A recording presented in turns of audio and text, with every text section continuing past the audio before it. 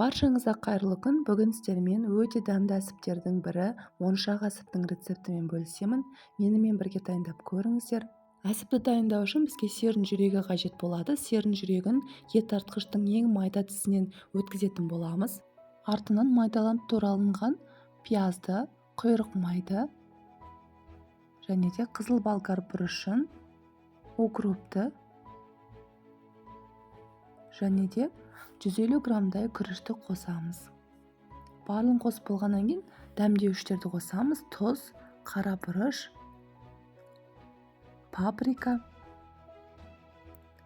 және де кептірілген кинзаны қосатын боламыз.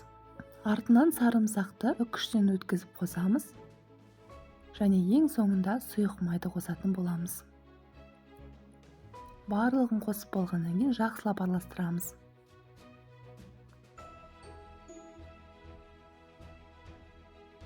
Әсіп дайындау үшін бізге сиырдың аш ішегі қажет болады. Міндетті түрде жақсылап жуып, ең шеткі бөлігін қазы байлайтын жіппен байлап қоятын боламыз.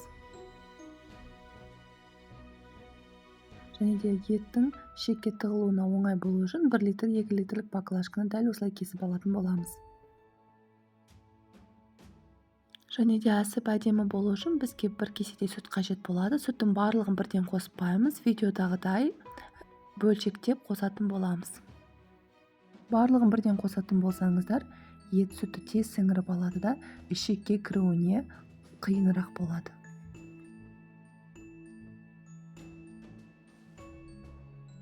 Барлығын видеодағыдай жасап шығамыз.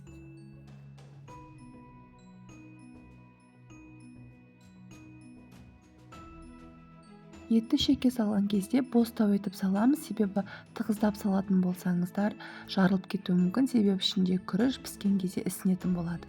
Және де осындай жіпті пайдаландым. Осындай жіптің көмегімен моншақ тәрізді форма жасайтын боламыз. Жүректің орнына бауыр мен өкпені қоссаңыздар да болады. Барлық өз еркілеріңізде. Бүгін бірақ сіздерге жүректен жасалынатын әсіптің рецептімен бөлісіп отырмын. Өте дәмді болып шығатын әсіптердің бірі. Міндетті түрде жасап көріңіздер. Бұл әсіпті хан әсіп деп те атайды. Осындай болып шығады.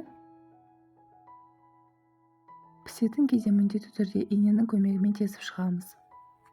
1 килограмм сиырдың жүрегінен осындай көлемде әсіп шығады. Дәл осылай жасап мұздатқышқа қатырып қойсаңыздар да болады. Салқын суға 2 ас қасық тұз, 1 дана пияз, лавр жапырақтарын салып, әсіптерді салып отқа қоятын боламыз.